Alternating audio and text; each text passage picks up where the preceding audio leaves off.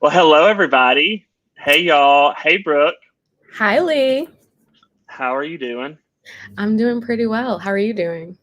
I'm good. I'm glad you're here. So, Brooke Scott is our guest co-host this evening. I'm very How excited. does it feel? It feels very weird. Never done this before. Not sure exactly how to do it, but we're just going to go with it. I'm excited to be back. Yeah, you're back. And last week you were on the last episode and we were queering the Bible. Maybe we should recap. Recap. We'll recap. So if everybody's tuning in the first time, it's Pride Month, hence the background, hence the colorfulness going on, and we're doing all queer episodes. And so the first week of Pride, we did just talking about Pride, and then Brooke, along with our great colleague Billy, talked about queering the Bible. And how was that, Brooke? It was fun. I wish I had all the answers figured out by this week. Thought that was the goal to have this all. But I learned how complicated these things are. But it was really good. We talked a lot about just the fun and complexity that it can be to read scripture in a way that really centers the experiences of queer people, and also kind of where we're headed in the future, where sort of some of the ideas that we want to take, some of the things we want to leave behind. Just really, really helpful. I appreciated a lot of the examples that we took, some from certain stories like David and Jonathan. Perhaps there was some queer relationship there, or even like Ruth and Naomi. And I know for myself, just thinking about God as queer throughout scripture was really helpful. Yeah. And I'm sure I know we got a lot of good feedback. People saying like, never thought of that before. And also a lot of great feedback of kind of the stance we took in that, coming from a place, and you talked a lot about this, coming from just a foundational ethic that queerness is a gift and queer people have always been here, and that our experience is not always one of kind of being on the defense in many ways. So really appreciated that viewpoint. Yeah. But today we are going to be talking about queering liturgy. If you don't know what that is, we're going to get there. Don't worry. But we're going to welcome our guest who are going to talk about that. Alex McNeill and Meredith Cox. Welcome, friends. Welcome. Thank you. It's fun to be here in this tier space. Thanks. Yeah, it's good to have y'all. So first, let's just introduce yourselves. That might be a good place to start. So we'll start with Meredith, and then we'll go to Alex. What's your story, Meredith? Tell us.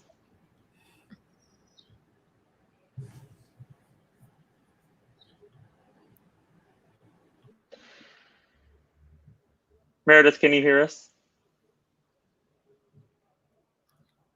Alex, you want to go first, and then we'll figure out Meredith? Okay. Sure. I'm happy to kick us off. Hey, everybody. I'm Alex, and my pronouns are he and him. And I serve as executive director at More Light Presbyterians, which is a national organization that works within and around the Presbyterian Church, helping congregations and people look at ways that we can be more inclusive of LGBTQIA plus folks, and ways we can live our faith out in our communities around inclusion, abundance, and justice in the ways that God calls us to be faithful stewards of God's promise to us. And so do a lot of work thinking about queer liturgy. So glad to be in this space for that. And so I'm a Presbyterian pastor and went to seminary and at Harvard Divinity School, where I think one of the reasons I chose that school is the opportunity to really think expansively about who God is and what liturgy is and what Scripture is doing. And that's something that I really bring with me in my ministry. Yeah. I love that you said abundance too. That's such a sweet word. Good word. Yeah. Yeah, we're working on Meredith's audio. So we'll continue. Okay. And then we'll get that figured out. Yeah.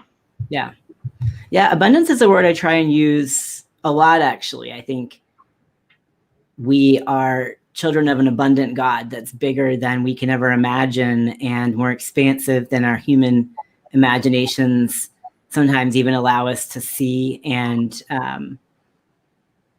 it's a way in which I try and, I think, center my theology and my understanding of God and Scripture and liturgy and what our faith can be, because in some ways, as a push against some of the scarcity, constriction thinking that I think that our tradition can kind of fall into, that our world falls into for sure. And so one of my favorite phrases that I say a lot is abundance can be overwhelming, where it feels like, it's like, wow, look at this abundance around me. Like that emoji of like the grimace emoji, like that's almost scarier sometimes than feeling like you're clawing your way through scarcity. But it's one of the hearts of my theology, I think, of what I think God wants for us as humans. Yeah. And creatures. Definitely. Yeah. And throughout this whole series, we've been kind of asking people, and Meredith's coming back, don't worry, y'all. But we've been asking people what pride means to them, to kind of get us started, just to remind everybody of what pride is and what pride means to you. So what does pride mean to you, Alex? Pride to me is holy work.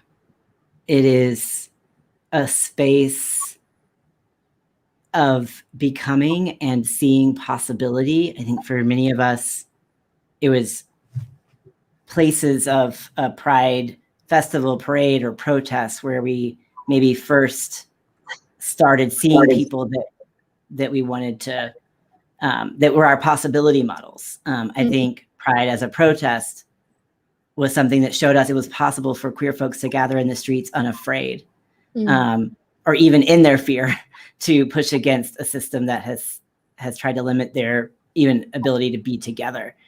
So for me, pride is a reminder of both the legacy of what we've been pushing for and a space of becoming around claiming more and more of who God has called us to be. And that is holy work. And Meredith, you're with us. So that's okay. I invite you to introduce yourself, and then we asked, what does pride mean to you? So you can go right into that after you intro. Yeah, thank you. I'm Meredith Cox. I'm ordained in the PCUSA as a teaching elder here in Middle Tennessee. I'm currently a chaplain at Vanderbilt University Medical Center, and have been hired to specifically care for LGBTQ plus patients, which is an absolute dream come true for me as a queer person, to get to embody for folks what it is to be a spiritual queer. I've just decided to start calling myself that, a spiritual queer. I said it earlier today. I'm like, I guess that's just my identity. So pride means for me this embodied possibility for folks. And when I say that, I mean that from some time I've spent in the children's hospital here. And when I walk into a room with a trans youth and I say that I'm the chaplain and I use they, them pronouns, the ground is shifting, y'all. I can't even describe the feeling of what it means to know consciously I'm embodying something for this young person that they maybe have never seen before, especially in the faith realm. But embodying that hope, and you can feel the air shift in the room and that comfortability about talking about all that you really care about in your life. So that's pride for me, showing up, saying we exist, and embodying for others this possibility and this hope. And I do that especially for the trans folks, also the youth with their parents, showing these parents that we are living, breathing adults, we've made it, and this is what pride is. And so I love Pride Month because I feel like it just takes that experience and just multiplies it for a month. Like social media is in this realm of we exist, and that there shifts around you. You just know that there's more to be done. So it's pure joy and celebration to me. Yeah, and so we are focusing this episode on queering liturgy. And not many people, so we're always here to educate. And we're going to break that down a little bit. So we're going to talk about queering first. So what does it mean to queer something? Or what does it mean to be queer? Those can mean all kinds of things. And whoever has that spirit, whoever is feeling the spirit to speak first, feel free. But yeah, what is queering? What does that mean?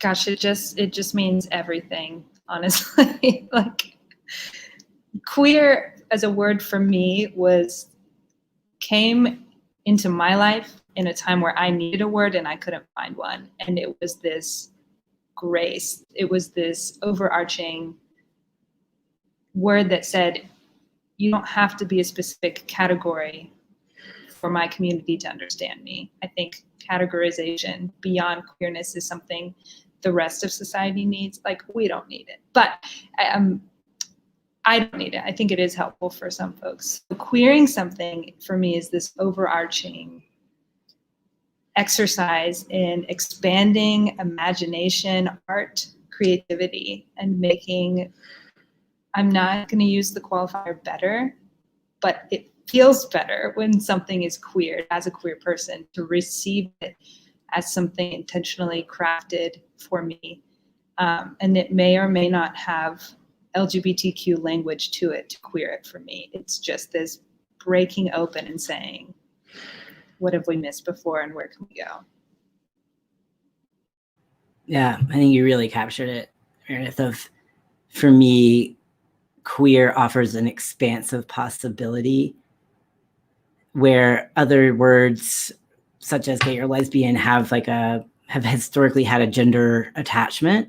Queer allows for both the gender you are and the gender you're attracted to.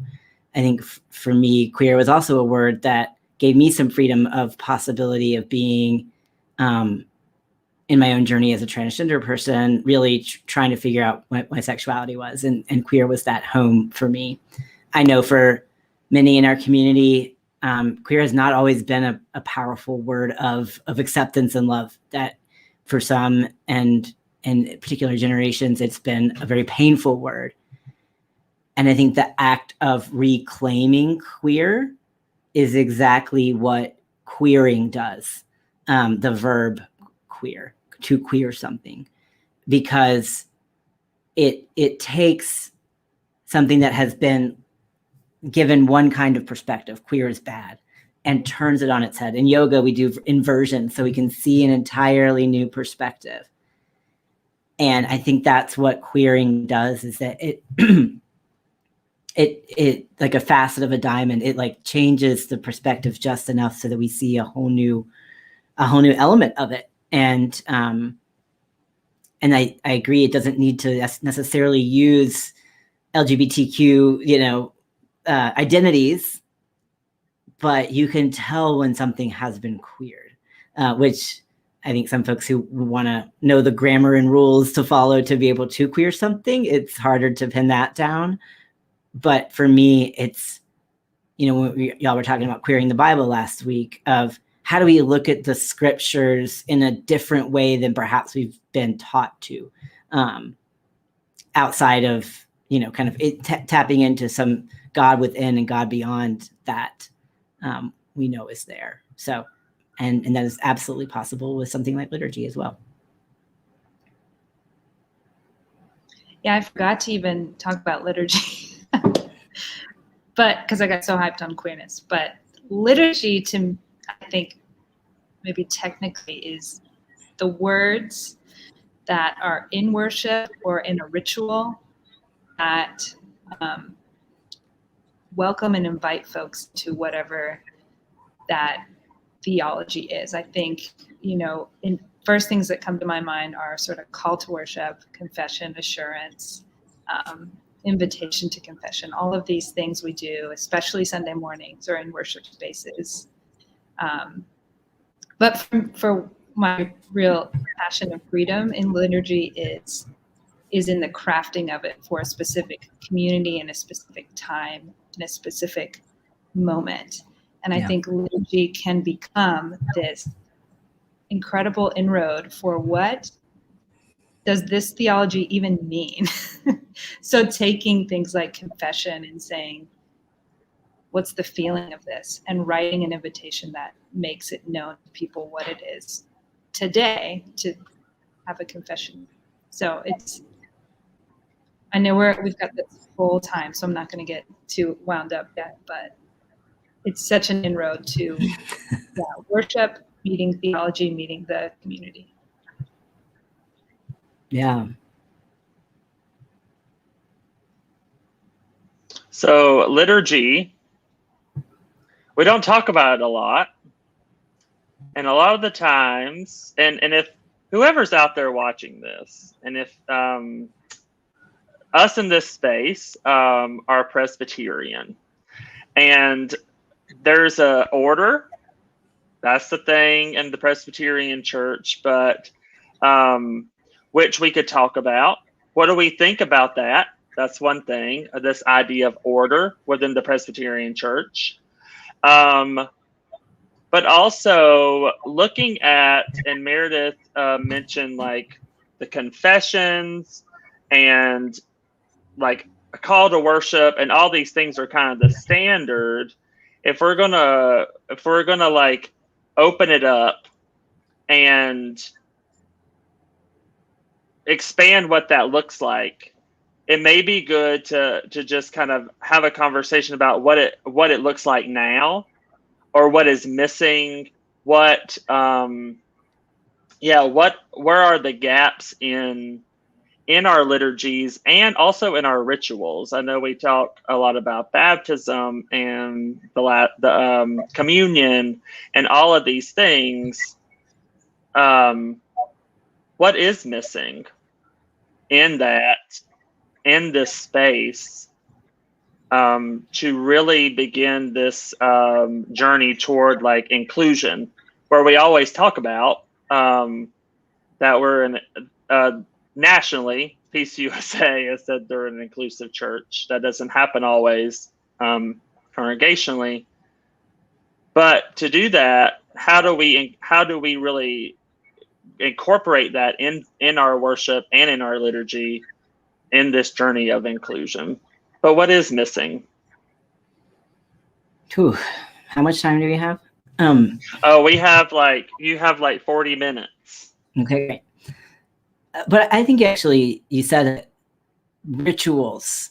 I think that there's a huge swath of rituals that are missing from our worshipful and spiritual lives to mark different occasions, different communities, different comings together. We get, and more like we wrote a prayer for when a youth comes out. How can you bless and affirm and love that youth and connect that youth back to God and recognize that they are affirmed and beloved by God as they're sharing with you about their identity. We get questions all the time about trans folks who want to have a name change ceremony or wish they could reaffirm their baptisms with with the embodiment and names that they feel called to use.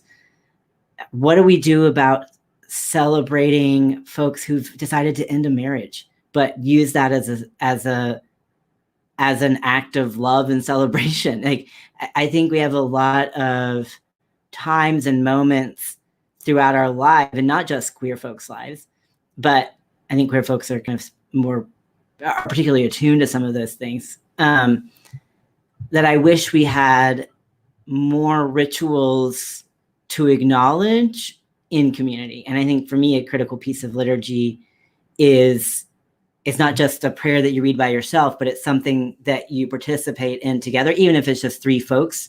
But there is a communal aspect to it. And so I know that, especially in this past year of deep isolation, that so many of us, there could be rituals to mark some of those transitions in our life that I think queer liturgy would help push the bounds of and the expansive understanding of.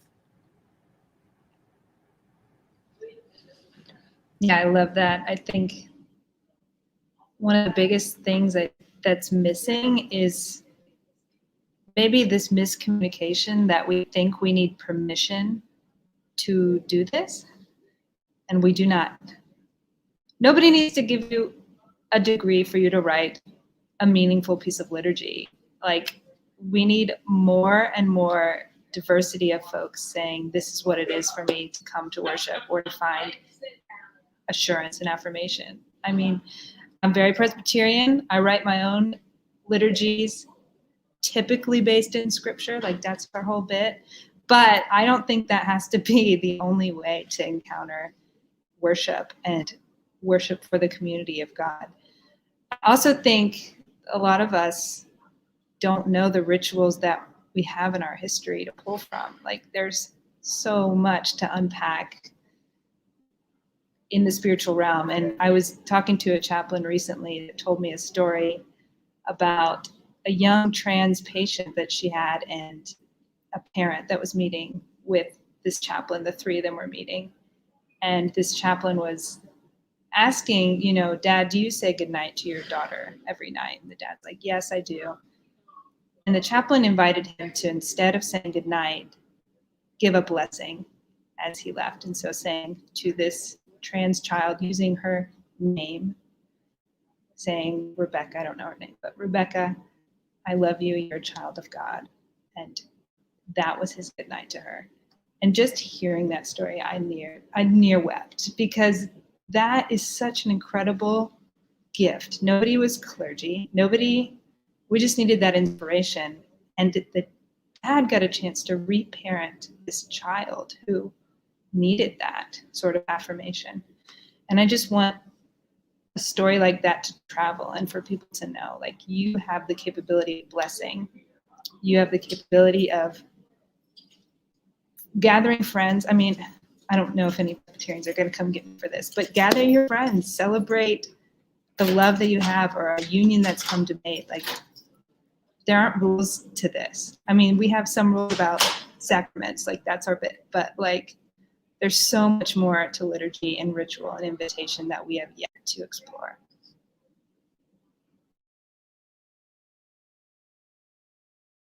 I love what y'all have said. I'm wondering how we hold this tension of wanting to be expansive and wanting to queer liturgy and being in this tradition that so emphasizes this order that Lee mentioned. Like, how do we hold that together, and what have y'all's experiences been like whenever you've sort of pushed the limit, or pushed our imaginations in a certain way? Yeah. Well, I should can I do this? Where's my poster? My out of order poster. Here it goes. There it is. Out of order. That's me. I don't believe in order. I'm not the most ordered person in the planet. And this is why I think. Thank you.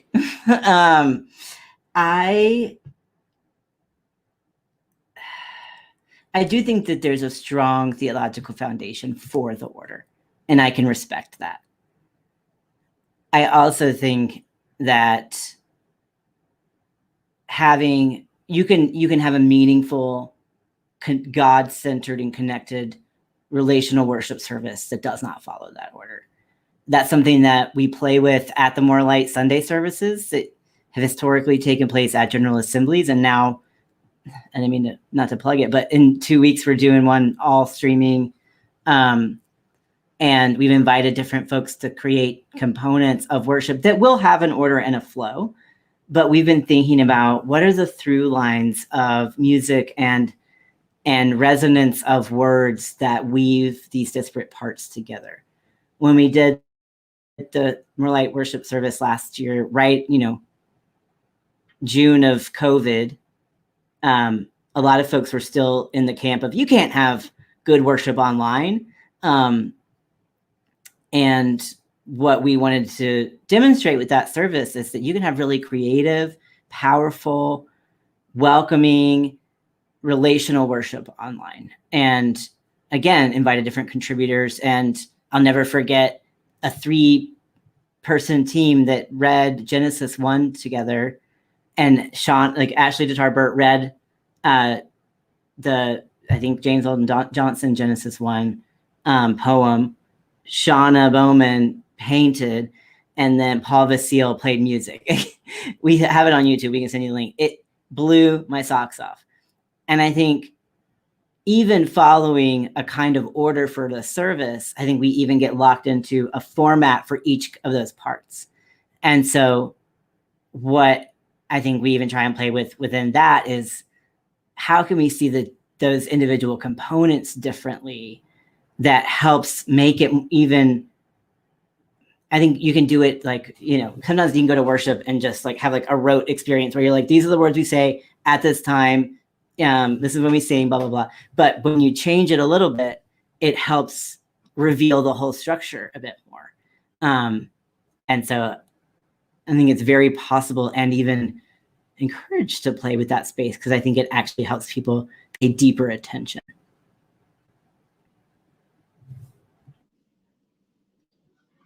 I love that we have people like you, Alex, because like I often need to be a little bit more out of order. Like I'm actually pretty orderly, like a little too basic. But I thrive in the order. Like I live there. I am happy for, that experience to be like, I think the order sets us up to have those breakout experiences where we can show something really different. But like I write liturgy for a church every Sunday, and I write the same pieces of liturgy every Sunday, but it doesn't ever feel, well, I'm not going to say ever, but often it doesn't feel the same because I'm writing with people in mind, with the news of this week in my mind, and often like literally writing that out. And I personally need a call to worship every Sunday, and I need an invitation to confession, and I need to write a confession that matches a moment for people. And I think what we get stuck in is relying on liturgy that's been written decades ago and just assuming that is going to speak to this very crazy time we're living in. Like, don't give me a call to worship that doesn't speak to like pandemic life. Like we need to, like there's so much happening that we can train ourselves to think liturgically about and then express. And I think that will be a gift to come. And there are people doing it. Like I have to shout out my friend Slat School, who's written queer liturgy and for Lent specifically. And there's just such a beauty in what we are creating right now that I want to see more of it. So I'm an orderly person. I'm here for the seasons of the church. I think our potential is just, nudging those edges a little bit further. And I can't say that it always goes great. Like, absolutely, I've been told that's too political for the church, which is sometimes why I'm a chaplain. Like sometimes I just need to do something that the church isn't ready for. And I hope that we all get to the same place. I hope I'm still contributing in the ways that I can right now, but I think that's the challenge of church community is we are trying to craft something that's for everyone. And we're also always trying to push the bounds of, but who's not here and why? And I just have to say, like, that the heart of that for me is like how we talk about God. The language for God is not inclusive. I cannot be worshipful in a space because how we think about God is at the heart of everything else we're thinking about and how we see each other. So if I can leave this world with one gift, it's that more churches would be expansive in their language for God and then expansive in their understanding of the divine in one another. And yeah, and what, I can't remember which one of y'all, and it just happened like 2 seconds ago, but one of you said, like, we have the sacraments, and that's kind of something that is, in some ways, it's untouchable. Like, that, my thing, and some kind of theological framework, you don't mess with that. And in the Presbyterian Church, and just to educate people out there, we believe once you're baptized, you're always baptized. But I'm just wondering, when Alex talked about individuals who come out as trans and are in this space to where they want to be baptized in their embodiment at that time. And many churches may not do that because of this theological framework. And I just wonder about that. And I wonder where we start that conversation. I also wonder about communion and how it can be very like male centered, because we always have this like vision of a bunch of men gathered around a table. We always say the disciples are gathered around the table and it's Jesus right there.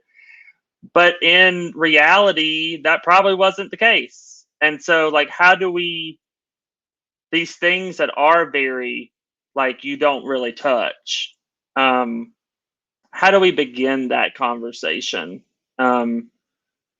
Because we're going to have to eventually. And for something that is very powerful, for someone to say, no, I want to be baptized again in this, my full embodiment right now.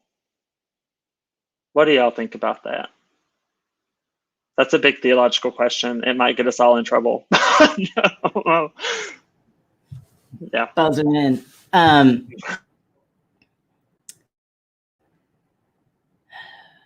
Yeah, I want to hold up the tension of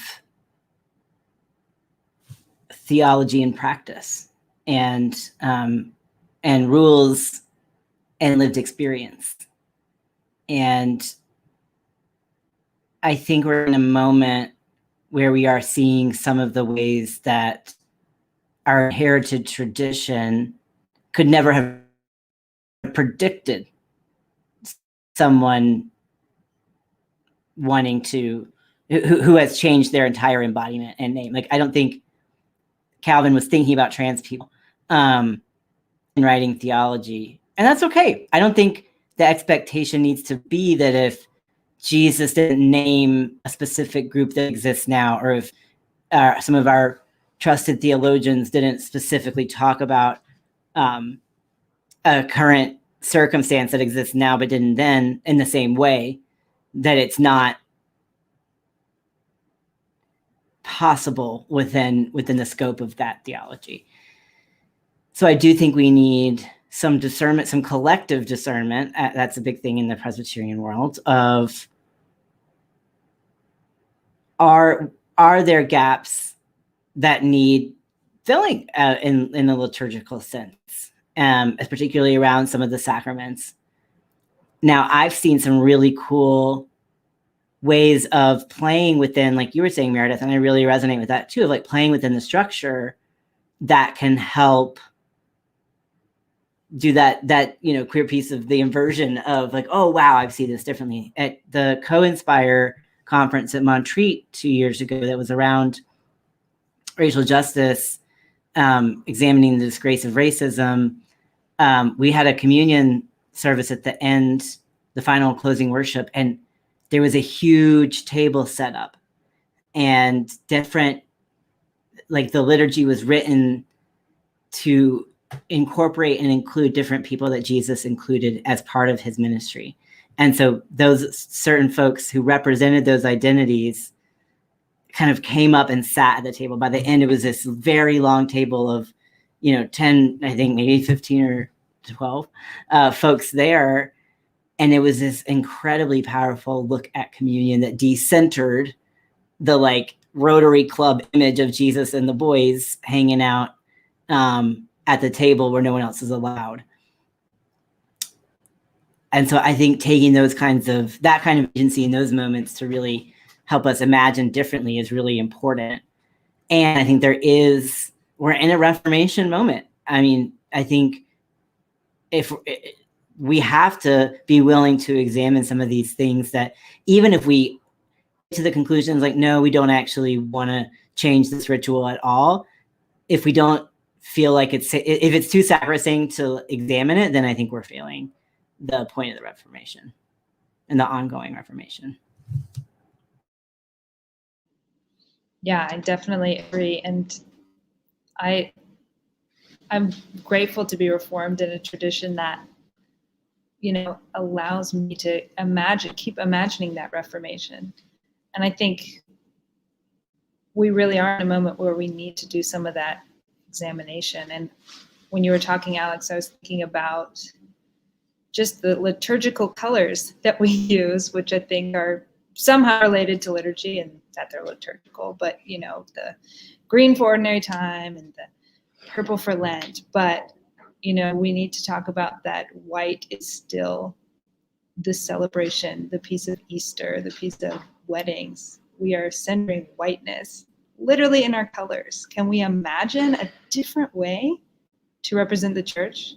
I know I've been doing it for like a really long time, but like everything about that speaks volumes without even meaning to. So can we imagine a different way of celebrating as a body of the church that's actually inclusive about where we want to be going?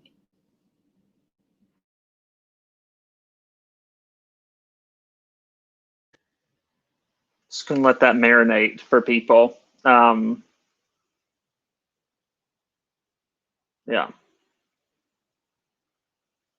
Because we don't think about those colors. And not many people even know they exist. That's another thing. That is a big part of our tradition, that their churches are laden with all these vestments, and when Easter comes, everything is lily white. That is how it is. Yeah, and I think I wonder about kind of where we go from this place, like this space of us having this conversation more, and what we do next, and how we really begin to create a lot of change within not just our denomination. And like there are so many other faith spaces that need to kind of have conversations around language for God, language for like prayers and things of that, and any kind of thing like that. But I wonder, where do we go from here in really beginning to kind of nurture in some ways, a new way of being in the church? How do we move forward to begin this?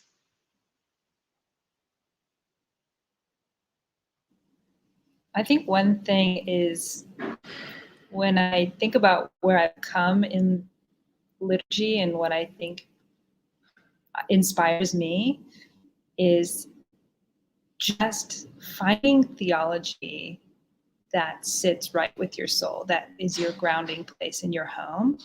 And then think about how you would explain that in normal people terms to someone else. That is liturgy. And that's what liturgy should be in the church, because if we want to reach people that don't know our crazy ways and words that we use, like, just explain it to a friend. This is what it means. And time children's hospitals have really helped me with that. Like, explain a blessing to a child. Like, use normal words to talk about what you're doing in this moment and invite their own exploration. And I just want more and more folks to find that freedom to say, like, this is a piece of this theology, this thinking about God. It just feels right. And here's what it means to me. And I want that liturgy to be passed around and used Sunday mornings, not our tropes of what should be, but theology that's meeting where we want to go. Yeah, you really are speaking to something that I've been thinking about. I think we have this conception, some of us, that liturgy has to be like highfalutin. It's got to be real flowery, real literary. When to me, some of the most simple spoken prayers are the most powerful. And so how can we simplify liturgy as an act of queering it? I also think one of the tenets of white culture is worship of the written word. And how do we uphold that through liturgy? Way of being engaging. How do we help?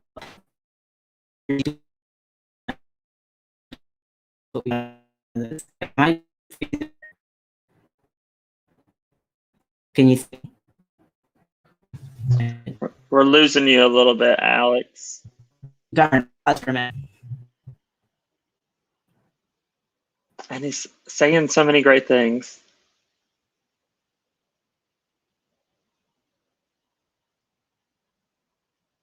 See when he comes back. Can you hear me now? No, we still can't hear you.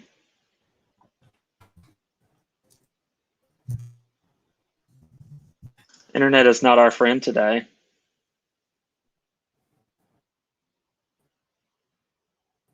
Meredith, do you have anything you want to add? I did, and then went away. I'm sorry. Because it was really great. It was what Alex was saying. So maybe Alex will bring it back.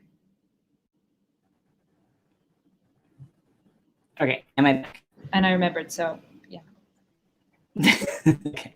I'll just finish and pass it back to you, Meredith. I was just saying, if we want to move beyond worshiping the written word, how do we look at liturgy that is beyond the page and really thinking of liturgy as an embodied experience? And what does that look like? Because I think queerness also is about getting us in touch with our bodies, that we have a body and God created it good. And so liturgy is an act. If liturgy is embodied, it's an act of celebrating that which God created and created good.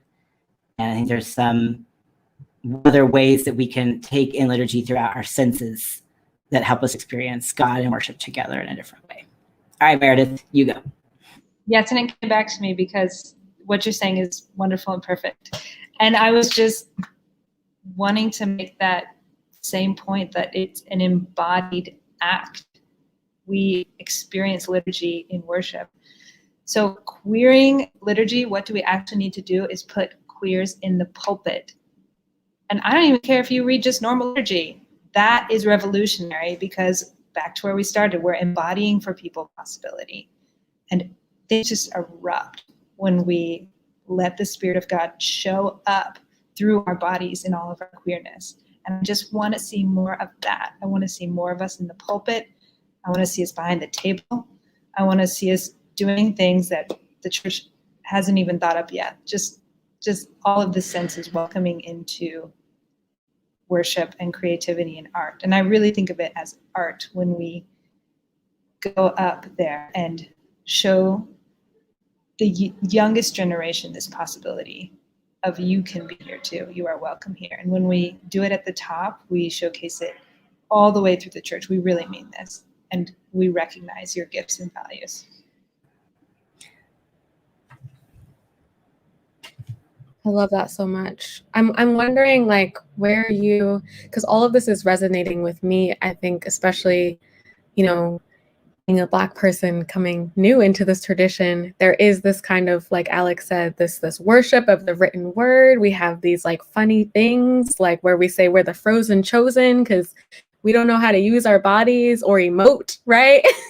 And so I'm wondering, like, where you all like find inspiration. You know, I think some of it might be outside of the church. Maybe it's, you know, different denominations, different traditions. Where do you find these embodied types of worship that you think we need to start incorporating, or at least get our inspiration from? Yeah, Brooke, that's a great question. And I want something that Meredith was making me think of maybe relates to what you were just asking. You know, a lot of folks will come to me who are not queer and want to queer liturgy. And I really respect that. I think there's some things you can do to queer liturgy. But you were saying, Meredith, really spoke to me of like, let's also pay attention to who is writing and saying and embodying this liturgy, because you're just going to get a different perspective when a different person, particularly not white, not straight, not cisgender, is writing the liturgy and given the freedom to write that liturgy. I think sometimes you have to write to what you think the professor wants or the pastor wants to be able to make it to the bulletin. And I think there are some folks out there, Meredith named Slats, Tool, in Flesh, in Barclay. I think there's a number of places that I follow Black liturgies on Instagram. There's some fabulous places and people who are writing liturgy for their job. So like, let's pay them, let's Patreon them, let's Venmo them, so that the art of their labor is respected. And then I think to the embodied piece that you were asking, Brooke, one of the places that I've been looking to is almost in a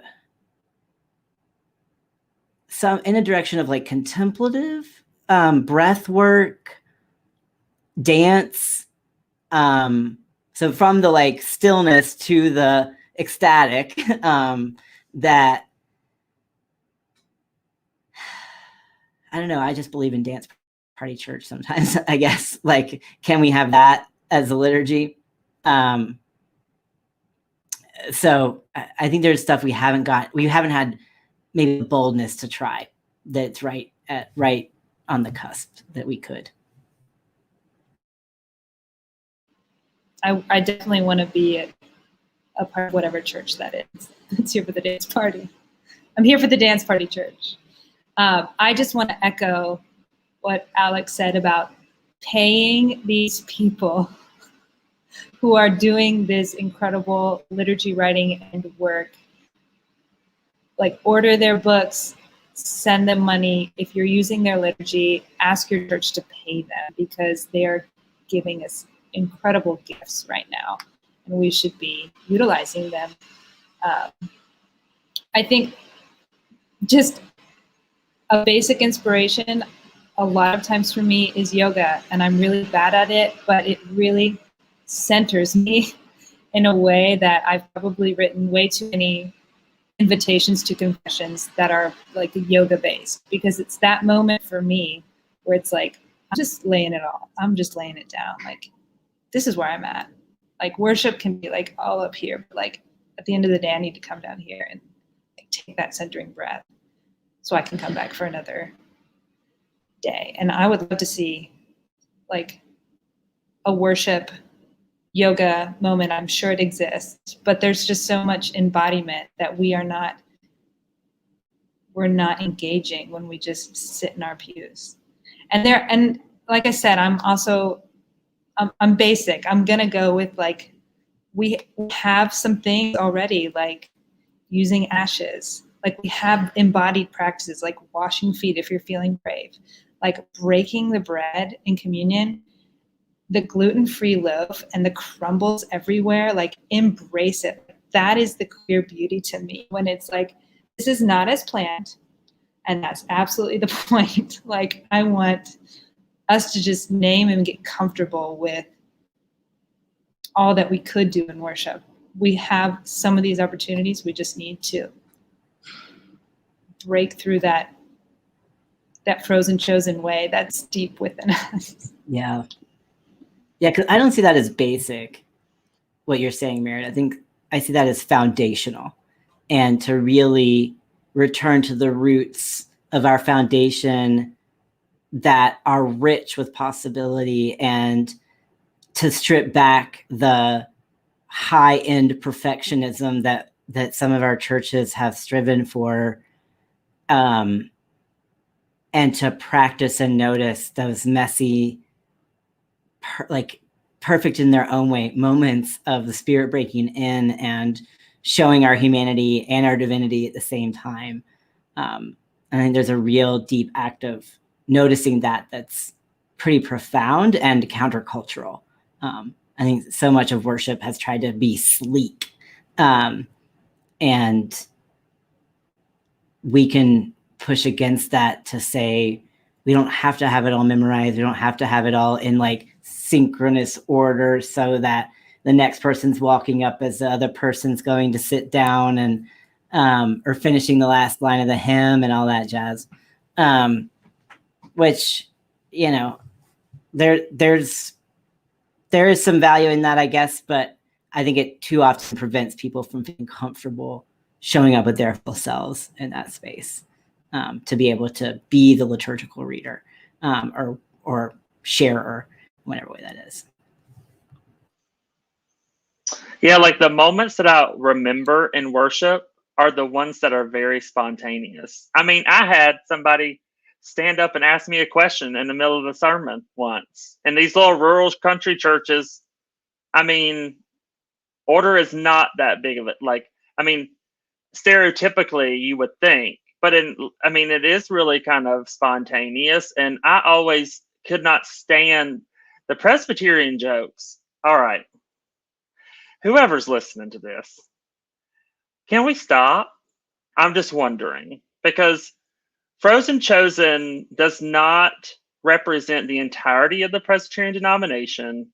We have Black Presbyterian churches. We have Korean Presbyterian churches that I'm going to go ahead and tell you are anything but Frozen. So let's I just want to just throw that out there, to just say that on camera. But I do remember the most of these like spontaneous moments of like a child saying something during a sermon, or that is really great and you always remember it. Like I cannot tell you one thing, a sermon or any kind of thing that I can fully remember in a church, in a service, but I do remember those moments. And so there is something about that, the spontaneity, and that perfectionism and the academicness that we've kind of cultivated in this denomination that I hope we can break. Yeah. I mean, why is it that I can remember a podcast I listened to a year ago better than I can a sermon I heard a week ago? And I think part of it, it's not about relevance. It can be one of a really great sermon. It's about, sometimes I think, the actual transmission of the ideas that in sermons were, I'm very much, a victim of this myself, where it's like, you were just talking so fast, or like we're like trying to get the ideas across so fast, or it's like a really dense cake, you can't even eat it. Whereas I think with a more conversational tone, a more slowed down pace, that you're actually able to absorb and marinate on, like you were saying, Lee, profound concepts when you hear them. Because when you're writing a sermon, I'm a big person. I love to write my sermon. I've never done a spontaneous except for my preaching class when I had to. Is that you can actually hear how you can, like, you're more attuned to how it's being received, even if you're in person, especially. And when we're writing something, we're just like, you're trying to pay attention, but there's only so much that you can do, because you're just ready to plow into the next point and get this thing over with and sit down and go to the next hymn. But I think that there's like something about embodiment is also for the preacher. Like, can we be more embodied for those of us who are bringing a word, and remember our humanity and our vulnerability too. It would be really scary to get in a pulpit and be like, I haven't written this out. I have some thoughts. I want to start talking about them. I want to hear what you have to say. Like, I love a conversational sermon. Give me more of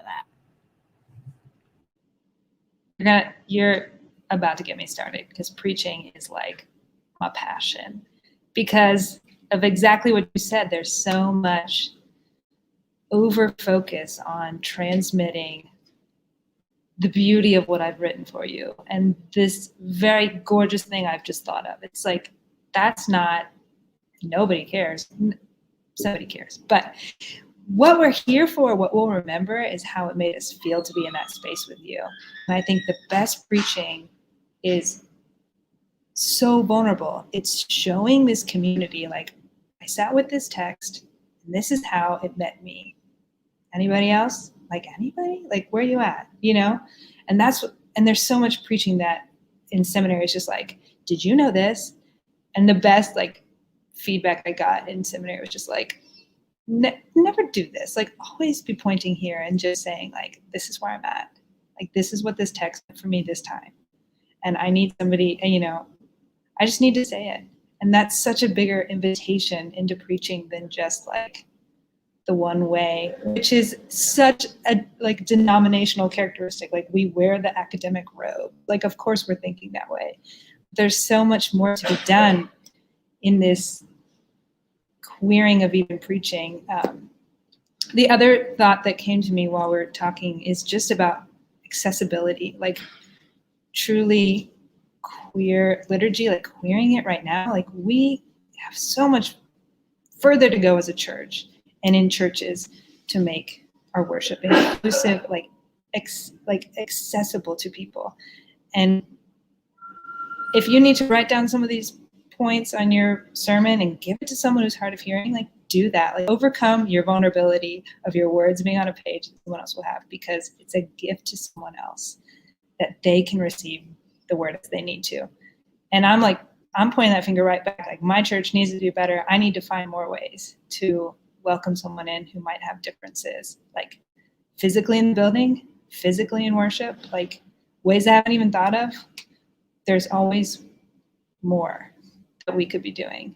And I hope that, I've seen a couple services where the Lord's Prayer was signed, and it's just like that new dimension, that next layer of meaning. It's that, like you said, Alex, just that yoga upside down, like, I'm seeing this new. And we have so much more we could be doing with that. And I hope to see us keep embodying those. And I love the spontaneity, and I'm here for it. I'm just also saying, like, let's be mindful and how we can continue to welcome folks in. Oh, I love that. This is just so rich. I feel like, we don't have a whole lot of time left, but I wonder, y'all have gotten me thinking now, even just about like liturgical space and what we do with the space.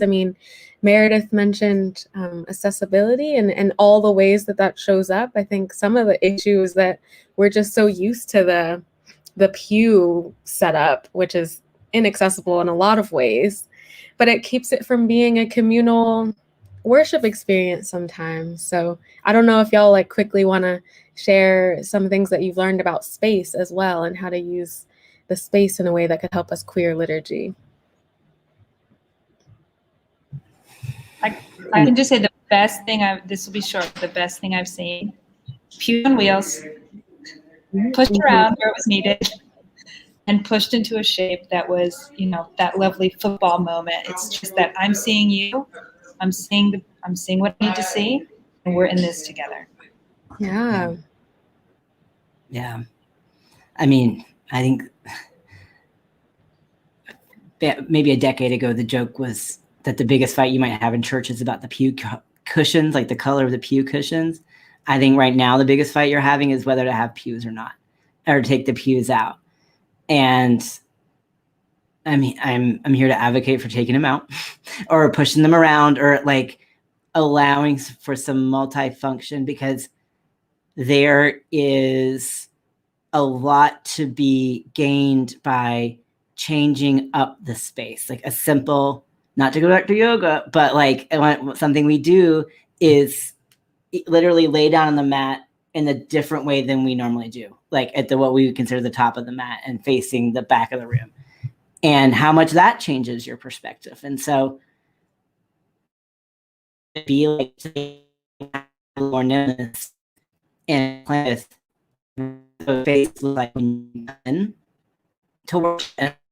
There's some folks that would be very scary to like push out of the comfort zone, but there will be an invitational way that is less about you around your seat. And did I freeze again?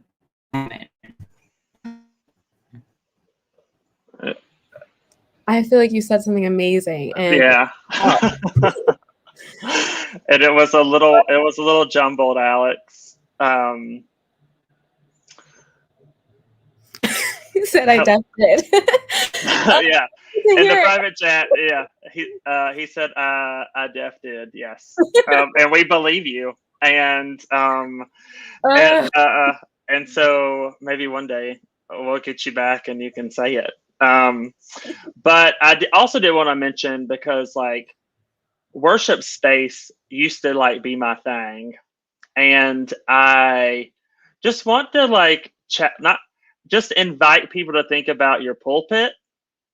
The higher it is, I would think about that. I mean, back in the day, a preacher was elevated above people, and that really sets the tone and the culture of the church, that the preacher is this like high and mighty over the congregation. And the best worship services I've seen have been in the round, where people who are leading worship are on the floor, maybe a little bit elevated just so it's accessible for people to see, but like in the middle, and everybody can see each other.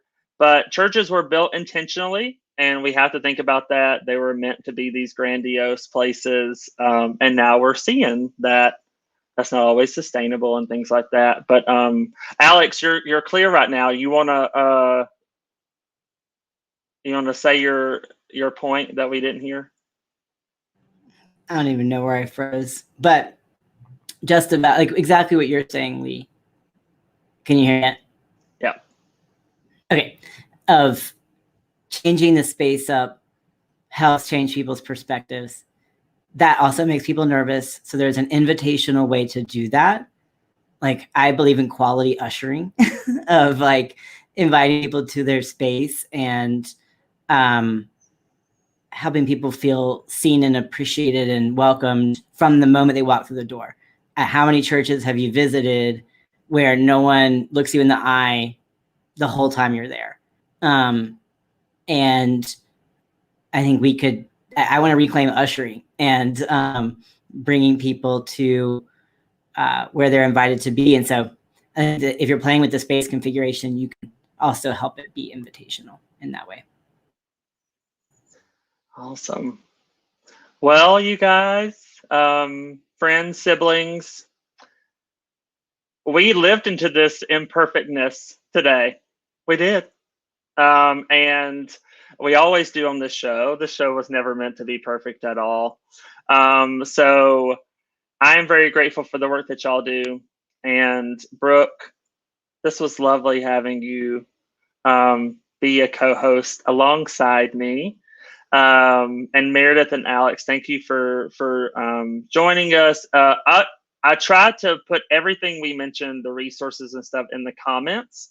So check out the comments for all of those links, and y'all start queering your liturgy and start talking about those worship spaces and just start having the conversation. You can always just ask, always throw it out there, and feel empowered to do so, because we need to just start. It starts with a question and it starts with a conversation. So get out there and do it. Do the thing, as people where I'm from say. So next week, Brooke, you unmuted.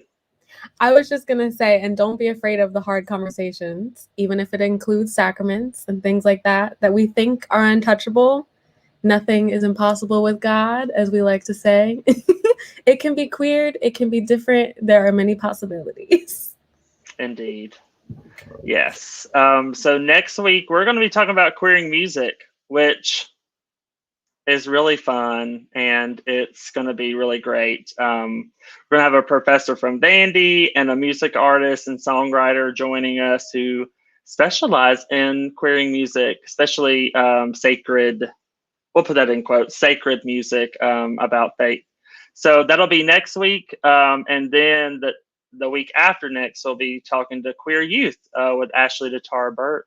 And that's going to be very exciting as well. So until then, everyone, thank you for watching the show, and we'll be back next week.